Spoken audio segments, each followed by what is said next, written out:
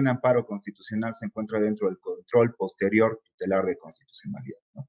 Al respecto, todos conocemos que nuestra jurisdicción constitucional, cuando hablamos de jurisdicción constitucional, nos referimos a Tribunal Constitucional Plurinacional, salas constitucionales y en algunos casos a jueces y o tribunales de garantías, ¿no?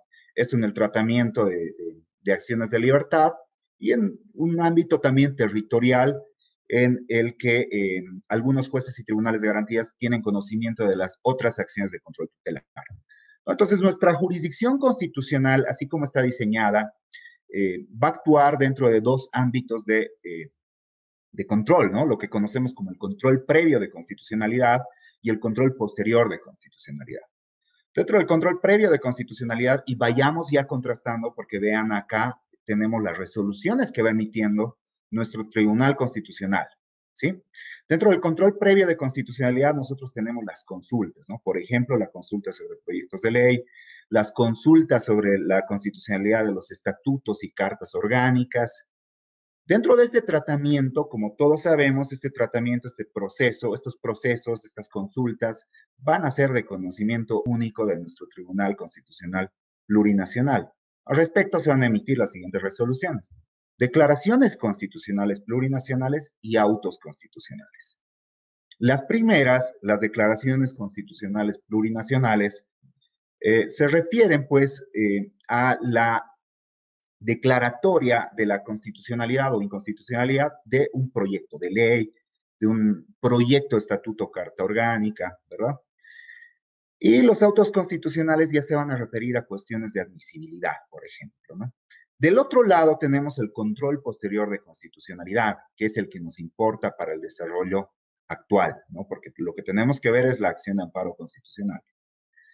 Como podemos ver, el control posterior, si me siguen en la parte inferior, está desarrollado en tres ámbitos de control de constitucionalidad: el control normativo, competencial y el tutelar. El abordaje que debemos desarrollar lo tenemos que emprender desde el control tutelar de constitucionalidad, ¿no? Que se activa, que funciona cuando se suscitan actos u omisiones que vulneran o amenazan vulnerar derechos, ¿no? Y ahí vamos a tener al menos 5 acciones de control tutelar: la acción de amparo, libertad popular, protección de privacidad y de cumplimiento, que es un caso la acción de cumplimiento medio especial, ¿no? Porque conocemos que de acuerdo a nuestro desarrollo jurisprudencial, en realidad tutela la seguridad jurídica, ¿sí? Y también se habla de que no tutela directamente derechos subjetivos o en su vertiente subjetiva, sino más bien en su vertiente objetiva. Pero lo que nos interesa para el desarrollo que estamos emprendiendo es el control tutelar, principalmente la acción de amparo constitucional, que tiene lugar contra actos u omisiones que, como sabemos, vulneran o amenazan vulnerar derechos. Ahora, bueno, ya adentrados, ya situados en lo que es la acción de amparo constitucional, siendo conscientes que este está dentro del control tutelar de constitucionalidad, vemos que dentro de este ámbito de control de constitucionalidad, lo que el Tribunal Constitucional va a emitir, qué tipos de resoluciones, sentencias constitucionales plurinacionales que van a dar lugar a la cosa juzgada constitucional, y eso es lo que tenemos que abordar: las sentencias constitucionales plurinacionales que dan lugar a la cosa juzgada constitucional, ¿no? Por el otro lado, también tenemos autos constitucionales que ya se refieren a cuestiones de admisibilidad, y también tenemos los autos constitucionales muy importantes para lo que vamos a desarrollar, estos que ustedes los deben conocer, que vienen asignados con el número _O, ¿verdad? Que se refieren a las quejas que tenemos que abordar en esta sesión. Ya situados entonces en dónde está la acción de amparo constitucional, a qué tipo de control se refiere, vamos a pasar ya a adentrarnos en la misma. Y como sabemos, y como también ayer nos han señalado las expositoras, dentro de la acción de amparo constitucional, vean que tenemos al menos 5 fases, ¿no? Dentro del tratamiento de la acción de amparo constitucional podemos identificar al menos 5 fases. La fase de admisibilidad, en la que se van a debatir cuestiones de admisibilidad propiamente dicho, y cuestiones de improcedencia, ¿no? La fase de debate, que ya se da en la audiencia, cuando la Sala Constitucional admite tu acción de amparo constitucional, convoca audiencia y esa es la fase de debate. La fase de decisión que la propia Sala Constitucional o juez o Tribunal de Garantías, como habíamos señalado, hay algunos casos en los que pueden conocer acciones de amparo constitucional los jueces o tribunales de garantías, ¿no? Posterior a la audiencia, como sabemos, se suscita la fase de decisión. La misma en todos los casos, como conocemos, es remitida en revisión a nuestro Tribunal Constitucional Plurinacional y aquí se van a emitir las sentencias constitucionales plurinacionales, respecto de las cuales se va a generar ya la fase de ejecución, que es la que nos importa para el tratamiento actual, ¿sí? Entonces ya tenemos situada la acción de amparo constitucional donde está y específicamente y concretamente la fase de ejecución, que es la que nos interesa para abordar los temas de queja por incumplimiento, ¿verdad? Continuamos entonces y ya sabemos que lo que vamos a analizar son las sentencias constitucionales plurinacionales y entonces clásicamente tenemos y sabemos y conocemos que en una sentencia podemos identificar al menos las siguientes partes, aunque también acá a estas tres partes que estamos identificando tendríamos que añadirle, por los motivos que vamos a explicar posteriormente, el problema jurídico, que es muy importante a la hora de la ejecución. Entonces, dentro de una sentencia constitucional nos vamos a encontrar con la ratio decidendi, el obiter dictum y el deciso. Clásicamente conocemos que la ratio decidendi es la razón fundamental por la cual un tribunal ha adoptado cierta decisión. El obiter dictum, como sabemos, también es algo dicho de paso, ¿no? Un razonamiento dicho de paso que normalmente tendría que reforzar el razonamiento establecido en la ratio decidendi para llegar a la decisión, al deciso. Ahora, obviamente, el tema de establecer la ratio decidendi, el obiter dictum, no es una tarea tan sencilla como la estamos señalando acá muy a grandes rasgos, ¿no? Por ejemplo, respecto a la ratio decidendi, hay algunas tesis que se tratan. ¿Cómo identifico la ratio decidendi? Bueno, tenemos ahí nuestra sentencia constitucional 846 quebrado 2012, ¿no? Que nos da ya algunas luces de cómo identificar la ratio decidendi. Pero también tenemos algunas tesis teóricamente de cómo abordar la ratio decidendi, ¿no? Por ejemplo, la necesaria vinculación, perdón, entre ratio y hechos. Cuando hablamos de hechos, ¿a qué nos referimos? A hechos probados, a hechos relevantes, o más bien algunos autores prefieren llamarle propiedades relevantes, que creo que es lo adecuado. Pero este no es el abordaje que tenemos que emprender, así que simplemente esto como comentario. Y el obiter dictum también clásicamente lo entendemos como una parte de la resolución, en este caso una sentencia constitucional plurinacional, que no tendría relevancia alguna, ¿no? Normalmente o clásicamente conocemos que el obiter dictum es la parte irrelevante jurídicamente dentro de una resolución. No obstante, hay un autor que viene tratando este tema, que es Tomás da Rosa, que te va identificando los distintos tipos de obiter dictum y cómo el obiter dictum eh, puede engendrar en realidad toda una línea jurisprudencial, ¿no? Y convertirse poco a poco en ratio decidendi, ¿no? Entonces, hay que darle un abordaje mucho más adecuado al estudio del obiter dictum, pero como señalamos, tampoco es motivo de la presente, de la presente sesión, ¿no? Donde nos tenemos que adentrar y a donde vamos a meternos a continuación es a esta parte que la conocemos como la parte de la decisión o de la resolución, ¿sí? La parte resolutiva de la sentencia constitucional, ¿sí? Entonces, con este pequeño preámbulo ya hemos abordado las cuestiones introductorias para situarnos específicamente desde dónde tenemos que hablar y desde dónde tenemos que abordar el tema de la ejecución de las resoluciones constitucionales, en el caso concreto, acción de amparo constitucional, control tutelar, fase de ejecución y la parte resolutiva de la sentencia constitucional plurinacional, ¿no? En tal sentido, vamos a pasar ya ahora a desarrollar lo que es la parte resolutiva de la sentencia constitucional plurinacional, haciendo algunos abordajes al respecto, y vamos a concluir ya con las quejas por incumplimiento, que como vamos a ver, y me adelanto un poquito,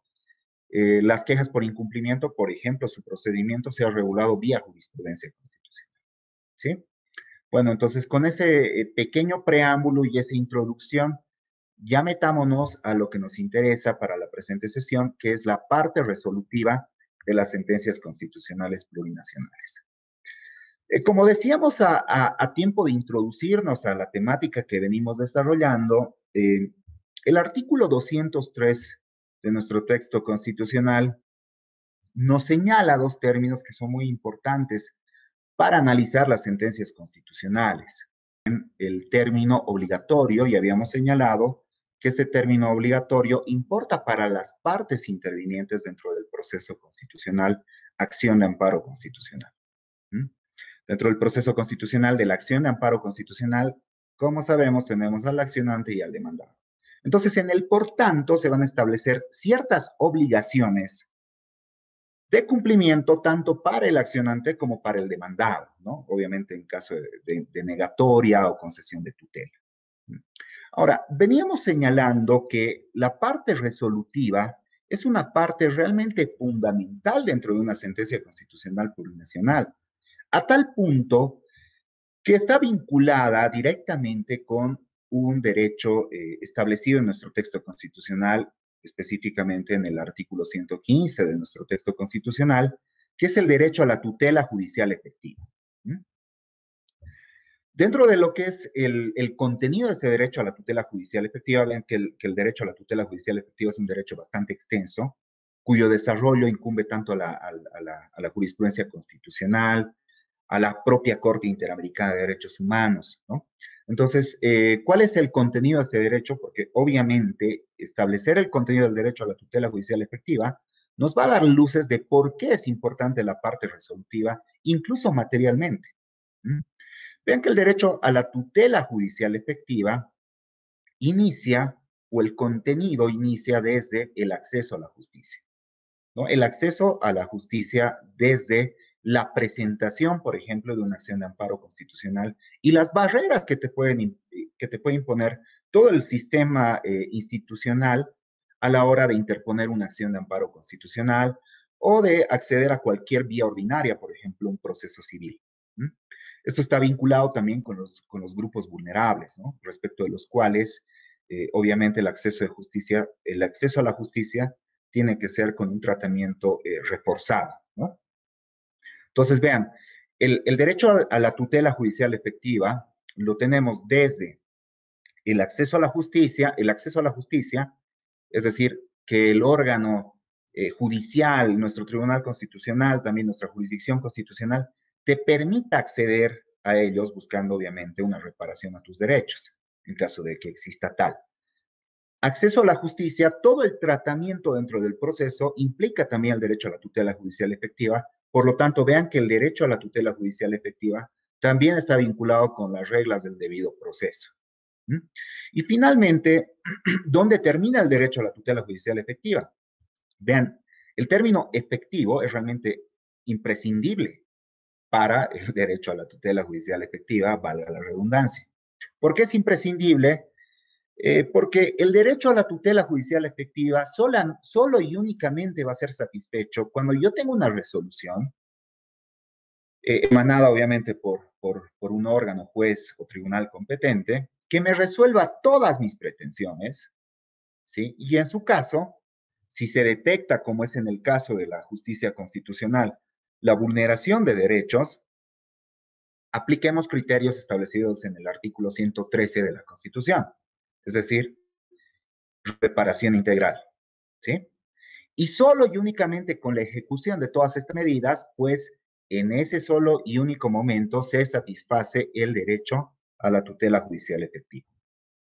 Entonces, como podemos ver, la parte resolutiva de una sentencia constitucional plurinacional está vinculada con la tutela de este derecho, con el derecho a la tutela judicial efectiva. Ahora, nosotros como ciudadanos tenemos pues este derecho a la tutela judicial efectiva.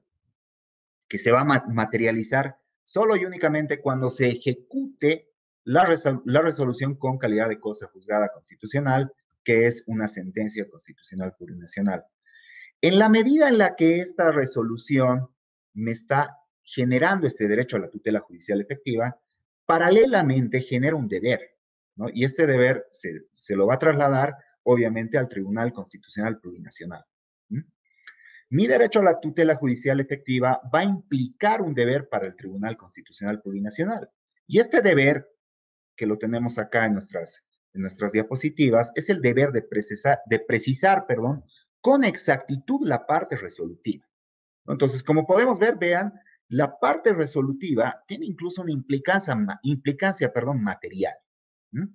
Que se traduce en el derecho de nosotros como ciudadanos a la tutela judicial efectiva y en el deber de nuestro Tribunal Constitucional Plurinacional a precisar con exactitud la parte resolutiva. ¿M? Ahora, ¿cómo se precisa con exactitud la parte resolutiva? Nuestra propia jurisprudencia constitucional ya ha establecido algunos estándares de cómo tiene que estar precisada la parte resolutiva de una sentencia constitucional. ¿Mm? Y esto obviamente es muy importante a la hora de, por ejemplo, interponer estos recursos de queja, ¿no? Que en la etapa final de esta breve exposición vamos a analizar un poquito su procedimiento.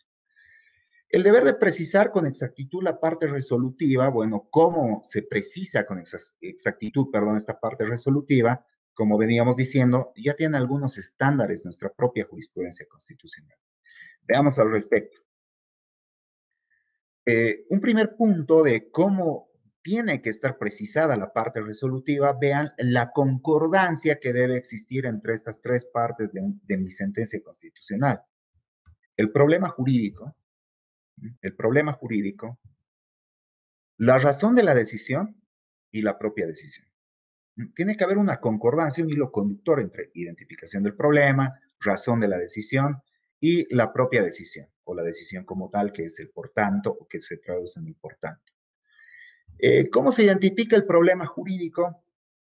Nuestra propia jurisprudencia constitucional nos señala que el problema jurídico se debe extraer, obviamente, de los antecedentes y de las pretensiones de ambas partes, del accionante y del demandado. Los problemas jurídicos, vean que pueden traer aparejados problemas de fondo, ¿sí? Problemas de fondo que hacen a la concesión o a la denegatoria de tutela, ¿sí? Estos problemas pueden traer consigo, por ejemplo, la identificación del precedente para que me apliquen en este caso concreto, eh, cuál es el contenido del derecho, si en el caso concreto uno de esos contenidos del derecho en cuestión ha sido vulnerado, ¿no? Estos son problemas típicamente de fondo. Pero también tenemos problemas de forma, perdón, que también son abordados por la justicia constitucional a través del Tribunal Constitucional Plurinacional. Por ejemplo, a veces el Tribunal Constitucional Plurinacional detecta algunas causales de improcedencia arregladas que no habían sido detectadas por la Sala Constitucional y entonces nos va a denegar la tutela con la advertencia de no haber ingresado al fondo de la controversia, ¿no? De la pretensión planteada, ¿no? Todo esto, vean, hace a la identificación de problemas jurídicos. Entonces, a partir de la identificación del problema jurídico, la decisión, el por tanto, debería traer una solución, ¿no? Un efecto a cada problema jurídico planteado dentro de la propia sentencia constitucional plurinacional. Y obviamente esto tiene que ser concordante o eh, el paso de la identificación del problema jurídico a la decisión o por tanto, obviamente tiene que pasar por el filtro de la ratio decidendi, que es la razón de la decisión. En esta parte de la sentencia constitucional, nuestro Tribunal Constitucional va a resolver el problema jurídico en sí, ¿no? Y ahí, bueno, depende de si, por ejemplo, queremos acercarnos a lo que es la teoría estándar de la argumentación, vamos a decir que, y de hecho nuestro Tribunal Constitucional creo que está muy cerca de la teoría estándar de la argumentación, vamos a establecer una premisa normativa, ¿no? Que se va a aplicar al caso concreto. Entonces, esta premisa normativa es la que normalmente se la va a entender como ratio decidente. Y obviamente el por tanto, como sabemos, va a tener que tener una secuencia y una concordancia lógica con todo lo anterior señalado, ¿no? Entonces, el primer estándar que nos señala nuestra propia jurisprudencia constitucional es, uno, identificar problema jurídico, resolverlo mediante la ratio decidendi y la decisión concordante con estos dos otros puntos, ¿sí? Continuando. Una parte resolutiva precisada con exactitud, ¿no? O para precisar con exactitud la parte resolutiva de una sentencia constitucional plurinacional, mínimamente debería contener estos tres aspectos. Vean que el primero es el aspecto meramente de forma. En la parte resolutiva, nuestro Tribunal Constitucional, en la parte resolutiva de la sentencia constitucional en cuestión, nuestro Tribunal Constitucional va a conceder o denegar la tutela, ¿no? Aunque estos dos aspectos obviamente van a ser tratados en primera instancia por la Sala Constitucional y o juez o tribunales de garantías. Nuestros jueces o tribunales de garantía pueden conceder o denegar la tutela totalmente o en parte, ¿no? O en todo o en parte. Y esto cuando llega en revisión al Tribunal Constitucional Plurinacional va a, va a hacer que se emita una sentencia constitucional plurinacional que va a revisar lo obrado por la Sala Constitucional en cuestión. Y en la parte resolutiva vamos a ver si se confirma o se revoca, ¿no? La confirmatoria o la revocatoria, como está establecido en nuestro propio Código Procesal Constitucional, puede ser en todo o en parte, ¿no? Tanto la confirmatoria o la revocatoria. Esto va a ser muy importante porque, por ejemplo, cuando una sala constitucional nos concede la tutela dentro de la acción de amparo constitucional y luego, en revisión, el Tribunal Constitucional Plurinacional revoca esta resolución de la Sala Constitucional y por lo tanto nos deniega la tutela, entonces aquí se van a generar algunos problemas cuyas soluciones parecen ser obvias, ¿no? Que ya las vamos a ver en la siguiente lámina precisamente. Vean que la parte formal que está en el punto 1, la parte formal va a traer como consecuencia lógica una parte dispositiva, ¿no? En la que el Tribunal Constitucional Plurinacional va a establecer la consecuencia jurídica de la concesión o denegatoria de la tutela, ¿no? Y en esta parte, vean que el Tribunal Constitucional va a decir concede, por lo tanto dispone, ¿no? Dispone, ya va a establecer ciertas órdenes de obligatorio cumplimiento para la autoridad o persona demandada, ¿no? Por ejemplo, dispone dejar sin efecto la resolución tal, ¿no? Y en ese sentido, la autoridad demandada emita una nueva resolución, ¿no? Y vean, el último punto que está muy ligado al segundo, que es el dimensionamiento. El dimensionamiento es una característica, perdón, es una obligación también por parte de nuestra justicia constitucional establecer el tiempo y los efectos de las disposiciones que van a emerger de la propia sentencia constitucional plurinacional. Por ejemplo, en cuanto a tiempos, hablamos de plazos, ¿no? O los efectos. O sigamos con el ejemplo anterior. Se concede la tutela, por tanto, se dispone a dejar sin efecto la resolución XX y en ese sentido se dispone que en el plazo de 5 o 10 días la autoridad demandada emite una nueva resolución conforme los fundamentos jurídicos establecidos en tal parte de la sentencia. Entonces, una parte resolutiva tal, obviamente no nos va a generar problemas a la hora de el cumplimiento de la propia sentencia constitucional plurinacional.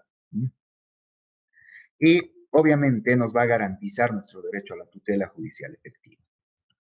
Ahora bien, hace un momento habíamos señalado que cuando la sala constitucional en cuestión nos concede la tutela y en revisión al Tribunal Constitucional Plurinacional revoca la resolución venida en revisión y por lo tanto deniega la tutela, se genera un caos jurídico, se genera un conflicto. ¿Esto por qué? Porque vean que es muy común que presente o que planteemos acciones de amparo constitucional cuando ya agotamos la vía ordinaria contra la última resolución que se emite dentro de la jurisdicción ordinaria, ya sea la civil, la penal, laboral, la que fuere. ¿Sí? Entonces, si la sala constitucional me concede la tutela, se va a dejar sin efecto esta resolución. Se deja sin efecto esta resolución y la sala constitucional le obliga a emitir una nueva resolución. ¿Mm? Mientras está emitiendo la resolución esta autoridad judicial que había sido demandada dentro de la acción de amparo constitucional, esta resolución que dispone de dejar sin efecto esta resolución ordinaria es ante el Tribunal Constitucional Plurinacional, ¿no? Y entonces el Tribunal Constitucional Plurinacional emite una nueva o emite la sentencia constitucional plurinacional y revoca lo obrado por la Sala Constitucional. Y entonces, ¿qué pasa con esta resolución ordinaria? ¿No? Porque esta resolución ordinaria se emite como efecto de lo dispuesto por la Sala Constitucional. Luego el Tribunal Constitucional Plurinacional deja sin efecto lo obrado, ¿no? O deja sin efecto al revocar, ¿no? Estaría dejando sin efecto esta resolución ordinaria. Nuestra jurisprudencia constitucional al respecto señala que cuando estamos frente a una situación tal, cuando estamos frente a ese supuesto fáctico, los actos u omisiones vuelven al estado en que se encontraban al momento de la interposición de la acción de defensa. En nuestro caso, la acción de amparo constitucional, quedando a prima facie sin efecto jurídico algunos o todos los actos y decisiones emergentes de la concesión de la tutela. ¿Mm? Entonces, en el hipotético caso que veníamos señalando, esta resolución ordinaria que se emite por efecto de la concesión de la tutela otorgada por la Sala Constitucional queda sin efecto. ¿Mm? Se retrotrae, digamos, el procedimiento y la resolución que había sido el acto vulneratorio estaría vigente. ¿No? No obstante, vean que por el artículo 28, parágrafo segundo del Código Procesal Constitucional, nuestro Tribunal Constitucional también tiene la facultad de dimensionar los efectos de la resolución, de su sentencia constitucional plurinacional, ¿no? Y esto es muy recurrente, por ejemplo, en acciones de libertad, ¿no? En acciones de libertad, eh, yo tengo una resolución emitida por el juez cautelar, por el juez de instrucción en lo penal, en la que a mi cliente le dan detención preventiva. Con el 251 impugno esta resolución. Tengo una nueva resolución emitida por la Sala Penal del Tribunal Departamental de Justicia. Considero que esta misma resolución, la venía en grado de apelación, sigue vulnerando los derechos de mi cliente, entonces interpongo una acción de libertad. ¿No? Interpongo una acción de libertad y la Sala Constitucional, o en este caso también puede ser juez o tribunal de garantías, porque hablamos de una acción de libertad, me concede la tutela y deja sin efecto esta resolución, ¿no? Luego, en toda esta tramitación, esta acción de libertad está en revisión ante el Tribunal Constitucional Plurinacional y el Tribunal Constitucional Plurinacional, mismo caso, ¿no? Revoca la concesión de tutela y deniega la tutela. ¿Qué pasa con esta resolución? Es muy común que por el carácter variable de las medidas cautelares, ¿no? Puede ser que esta resolución incluso haya generado que incluso, no sé, le hayan dado una domiciliaria a mi cliente, ¿no? Entonces, es muy importante también que el Tribunal Constitucional, considerando el caso concreto, dimensione los efectos de sus resoluciones. ¿Mm? Bueno, con todo lo señalado hasta acá, ya nos vamos a la última parte de esta pequeña exposición. Ya nos vamos a meter a lo que nos importa, que son las quejas por incumplimiento. Hasta aquí hemos visto que donde se suscita en la acción de amparo constitucional, en la acción de amparo constitucional, control tutelar, la parte importante de la sentencia constitucional es la parte resolutiva. Hemos visto que la parte resolutiva está vinculada materialmente a un derecho, al derecho a la tutela judicial efectiva. En esa misma medida genera una obligación a nuestro Tribunal Constitucional para que nuestro Tribunal Constitucional va a establecer su parte resolutiva, eh, precisando con exactitud los efectos, ¿no? Y al respecto hemos descrito, en realidad, porque todo lo señalado hasta aquí corresponde o está concordante con la jurisprudencia constitucional emitida por nuestro Tribunal Constitucional. ¿Sí? Entonces, ahora ya nos queda ver las quejas por incumplimiento. Vean que la normativa al respecto no nos dice mucho. Tenemos el artículo 16 de nuestro Código Procesal Constitucional, aunque ya nos da algunos parámetros, ¿no? Obviamente, ¿qué pasa cuando tengo la sentencia constitucional plurinacional? Ya pasé por todas las fases, tengo mi sentencia constitucional plurinacional, que ya tiene el valor de cosa juzgada constitucional, y la autoridad demandada dentro del proceso constitucional omite el cumplimiento de la sentencia constitucional.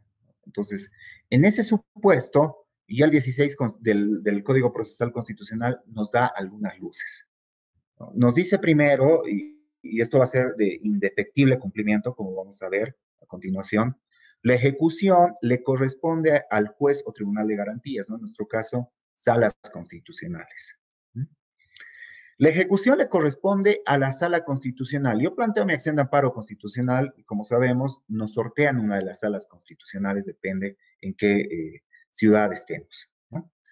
Esta sala constitucional que resuelve ya en la parte, luego de la audiencia me resuelve la acción de amparo constitucional y la resolución es remitida en revisión al Tribunal Constitucional. Esta sala constitucional es la competente para ejecutar la sentencia constitucional plurinacional, ¿no? Luego, si yo activo esta queja por incumplimiento, puedo inclusive impugnar la determinación que vaya a emitir la sala constitucional en cuestión, y esta queja por incumplimiento va a llegar al Tribunal Constitucional Plurinacional. Ahora, ¿cuándo se suscitan las quejas por incumplimiento? Tengo mi sentencia constitucional, como venimos diciendo, tengo mi sentencia constitucional plurinacional, que ya me va a disponer algunas medidas para, por ejemplo, reparar la vulneración de mis derechos, ¿no? Y entonces, estas medidas obviamente tenían que haber sido cumplidas por el demandado.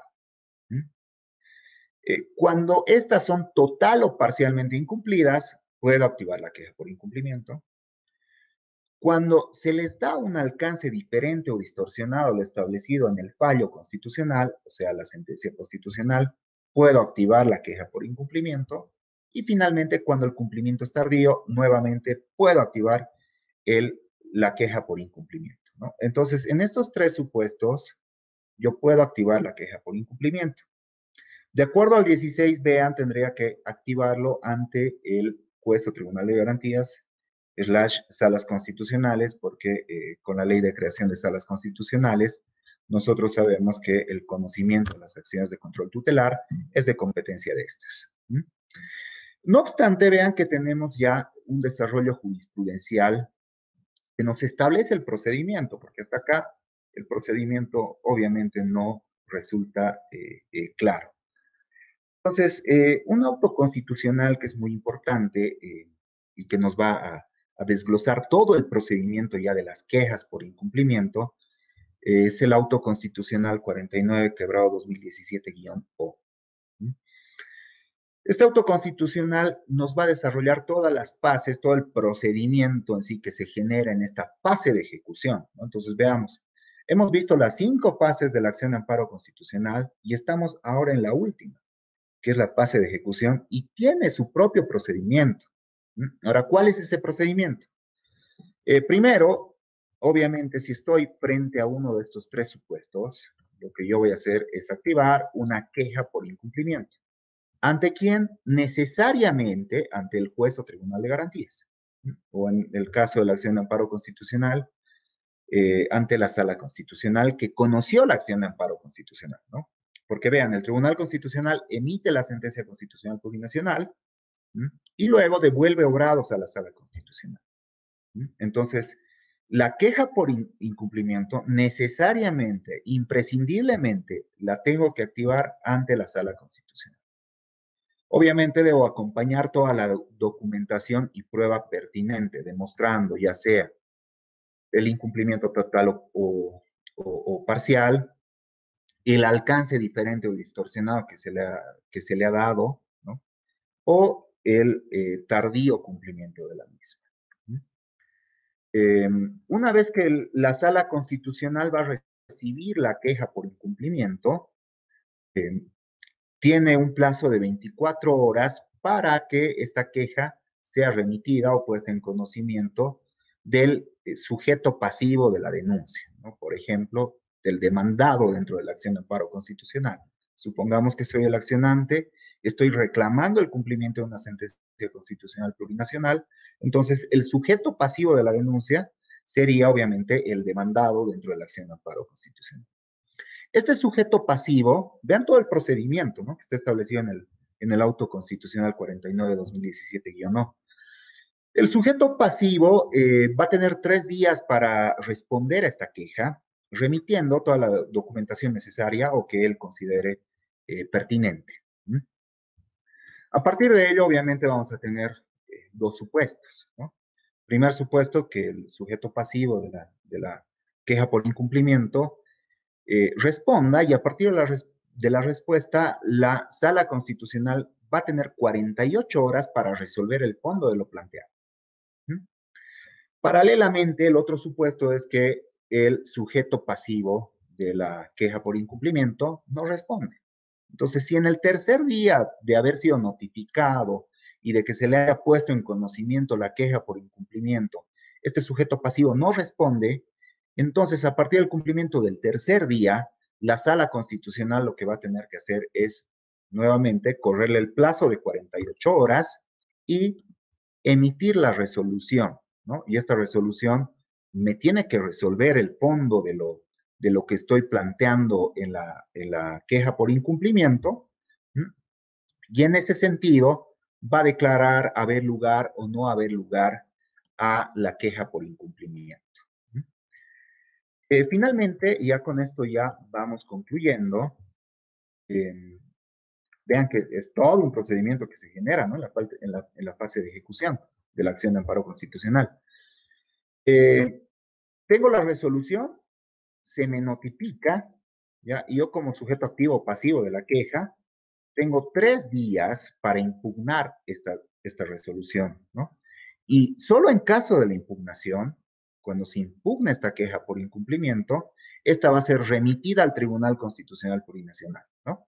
Es decir, me notifican con la resolución que me resuelven el fondo, ¿no?, y obviamente debidamente fundamentada, declarando haber o no haber lugar a mi queja. ¿Sí? Me notifican, tengo 3 días para impugnarla, y la Sala Constitucional tiene 48 horas para remitir esta impugnación ante el Tribunal Constitucional Plurinacional. ¿Sí? Se reciben obrados en el Tribunal Constitucional Plurinacional, y vean que las acciones de control tutelar que van en revisión al Tribunal Constitucional Plurinacional, como ayer habíamos visto con las exposiciones de las doctoras, son conocidas por alguna de nuestras 4 salas que tenemos en nuestro Tribunal Constitucional Plurinacional, ¿no? A saber, sala primera, segunda, tercera y cuarta. Entonces, las sentencias constitucionales plurinacionales en acciones de amparo constitucional son emitidas por alguna de estas salas. En caso de que se suscite una impugnación, se remiten antecedentes ante el Tribunal Constitucional. El Tribunal Constitucional, los antecedentes los va a remitir a la Sala Constitucional Plurinacional que haya emitido la sentencia constitucional plurinacional respecto de la cual se está solicitando su cumplimiento, o respecto de la cual se está suscitando la queja por incumplimiento. A partir de ello, la sala del Tribunal Constitucional Plurinacional, puede ser la sala primera, segunda, tercera o cuarta, va a tener 5 días para emitir el correspondiente auto constitucional, ¿no? Y como podemos ver, vean, un auto constitucional o una queja por incumplimiento ha suscitado, por ejemplo, la emisión de este auto constitucional plurinacional, de este auto constitucional, perdón, 49/2017, que nos desarrolla todo el procedimiento en la fase de ejecución. Obviamente, el Tribunal Constitucional, a través de su sala primera, segunda, tercera o cuarta, va a confirmar o va a revocar la resolución impugnada. Bueno, hasta acá yo llegaría con